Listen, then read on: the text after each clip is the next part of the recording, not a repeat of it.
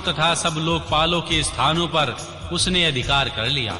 अंत में भगवान शंकर की राजधानी आनंदवन काशी में जाकर वह सबको सताने लगा। देवताओं ने भगवान शंकर से प्रार्थना की, शंकर काम विजयी हैं। उन्होंने घोर युद्ध में उसे हराकर त्रिशूल में पिरो लिया। तब उसने भगवान शंकर का स्तवन किया। शंकर ने उस पर प्रसन्न होकर इच्छित वर मांगने को कहा।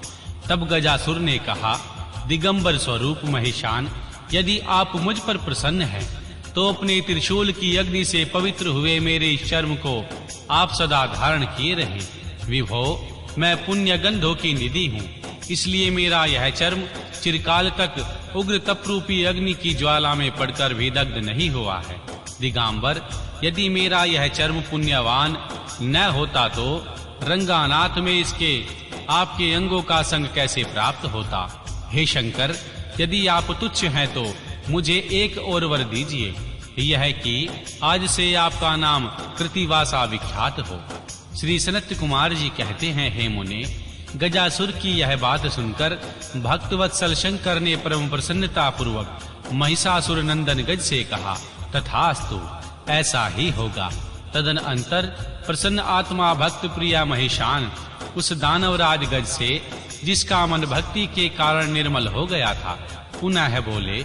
ईश्वर ने कहा, दानवराज, तेरा यह पावन शरीर तेरे इस मुक्ति साधक क्षेत्र काशी में मेरे लिंग के रूप में स्थित हो। इसका नाम कृतिवासेश्वर होगा। यह समस्त प्राणियों के लिए मुक्तिदाता, महान पातकों का विनाशक, संपूर्ण लिंगों में शिरोमणि और मोक्षप्रद होगा। यों कहकर देवेश्वर दिगंबर शिव ने गजासुर के उस विशाल चर्म को लेकर ओढ़ लिया। मुनीश्वर, उस दिन बहुत बड़ा उत्सव मनाया गया। काशी निवासी सारी जनता तथा प्रथम गण हर्षमग्न हो गए।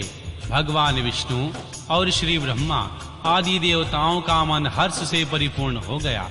वे हाथ जोड़कर महेश्वर को नमस्कार करके उनकी स्तुति करने लगे। ओम नमः शिवाय। अध्याय 57। दुदुम्बी निरहाद नामक दैत्य का व्याघ्र रूप से शिव भक्त पर आक्रमण करने का विचार और भगवान शिव द्वारा उनका वध। श्री सनत कुमार जी कहते हैं, हे व्यास जी, अब मैं चंद्रमौली के उस चरित्र का वर्णन करूंगा जिसमें शंकर जी ने दुदुम्बु निरहाद नामक दैत्य को मारा था। तुम सावधान होकर उसको सुनो।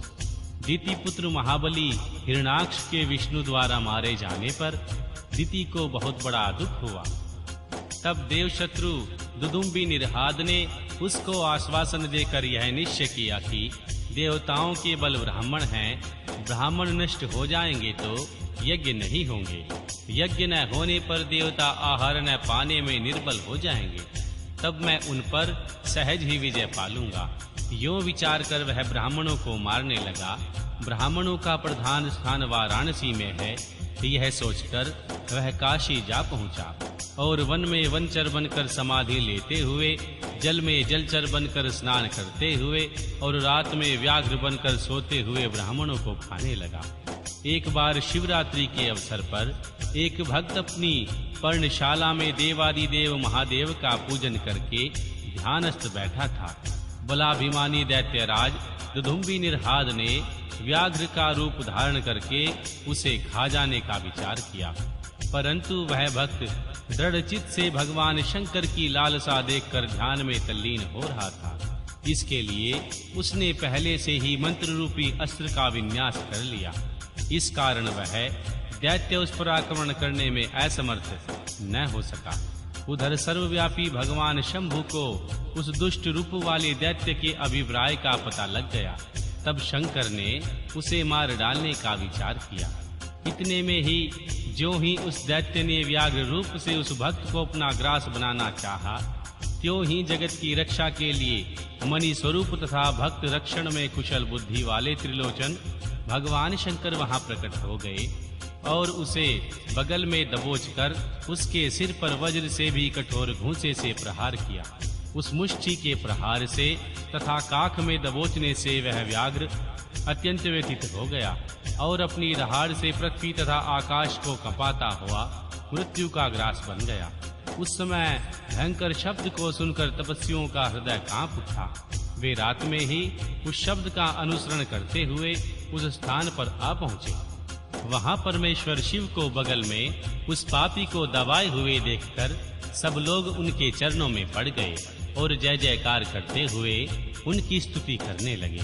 तदनंतर महेश्वर ने कहा, जो मनुष्य यहाँ आकर श्रद्धा पूर्वक मेरे इस रूप का दर्शन करेगा, मैं निसंदेह उसके सारे उपद्रवों को नष्ट कर दूंगा। जो मानव मेरे इस चरित्र को सुनकर और हृदय में मेरे इस लिंग का स्मरण करके संग्राम में प्रवेश करेगा, उसे अवश्य विजय प्राप्त होगी। हे मुने, जो मनुष्य व्याघ्रेश्वर के प्रकाट्य से संबंध रखने वाले इस परमोत्तम चरित्र को सुनेगा अथवा दूसरों को सुनाएगा, पढ़ेगा या पढ़ाएगा, वह अपनी समस्त मनोवांछित वस्तु को प्राप्त कर लेगा और अंत में संपूर्ण दुखों से रहित होकर मोक्ष का भागी होगा। शिवलीला संबंधी अमृतमय अक्षरों से परिपूर्ण यह अनुपम व्याख्यान स्वर्ग, यश और आयु का देने वाला तथा पुत्र पौत्र की वृद्धि करने वाला है। ओम नमः शिवाय। अध्याय 58। विदल और उत्पल नामक दैत्यों का पार्वती पर मोहित होना और मां पार्वती का कंदुक प्रहार द्वारा उनका काम तमाम करना। कंदुकेश्वर की स्थापना और उनकी महिमा। श्री सनत कुमार जी कहते हैं, हे व्यास जी, जिस प्रकार परमेश्वर शिव ने संकेत से दैत्य को लक्ष्य कराकर अपनी प्रिय द्वारा उनका वध कराया था, उनके इस चरित्र को तुम परम प्रेम पूर्वक सुनो। विदल और उत्पल नामक दो महादैत्य थे। उन्होंने श्री ब्रह्मा जी से किसी पुरुष के हाथों से न मरने का वर प्राप्त करके सब देवताओं को जीत लिया था। तब देवताओं ने श्री ब्रह्मा जी के पास जाकर अपना दुख सुनाया। उनकी कष्ट कहानी सुनकर श्री ब्रह्मा ने उनसे कहा, तुम लोग सदा शिव सहित भगवान शिव का आदर पूर्वक स्मरण करके धैर्य को धारण रखो। वे दोनों दैत्य निश्चय ही देवी के हाथों मारे जाएंगे। शिवा सहित भगवान शिव कल्याणकर्ता और भक्त वत्सल हैं। वे शीघ्र ही तुम लोगों का कल्याण करेंगे। श्री सनत कुमार जी कहते हैं, मुने, देवों से यो कहकर श्री ब्रह्मा जी भगवान शिव का स्मरण करते हुए मौन हो गए। तब देवता भी आनंदित होकर अपने अपने धाम को लौट गए। एक समय श्री नारद जी द्वारा मां पार्वती के सौंदर्य की प्रशंसा सुनकर वे दोनों दैत्य उनका अपहरण करने की बात सोचने लगे।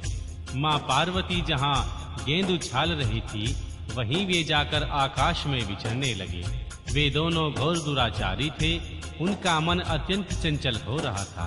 वे गणों का रूप धारण करके अंबिका के निकट आए। तब दुष्टों का संहार करने वाले भगवान शिव ने अवहेलना पूर्वक उनकी ओर देखकर उनके नेत्रों से प्रकट हुई चंचलता के कारण उन्हें तुरंत पहचान लिया। फिर तो सर्वरूप महादेव ने दुर्गति नाशिनी दुर्गा को कटाक्ष द्वारा सूचित कर दिया। ये दोनों दैत्य हैं, गण नहीं है। तात मां पार्वती ने अपने स्वामी महाकौतुक की परमेश्वर शंकर के उन नेत्र संकेत को समझ लिया। तदनंतर सर्वज्ञ भगवान शिव की अर्धांगिनी मां पार्वती ने उस संकेत को समझकर उसी गेंद में एक साथ ही उन दोनों पर चोट की। तब महादेवी की गेंद से आहत होकर वे दोनों महाबली दुष्ट दैत्य चक्कर काटते हुए उसी क्षण भूतल पर आ गिरे।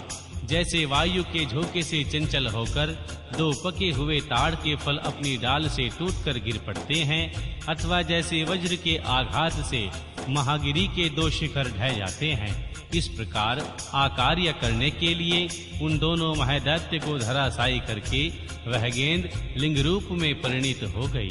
समस्त दुखों का निवारण करने वाला वह लिंग कंदुकेश्वर के नाम से विख्यात हुआ और जयेथेश्वर के समीप स्थित हो गया। काशी में स्थित कंदुकेश्वर लिंग दुष्टों का विनाशक, भोग मोक्ष का प्रदाता और सर्वदा सत्पुरुषों की समस्त कामनाओं को पूर्ण करने वाला है।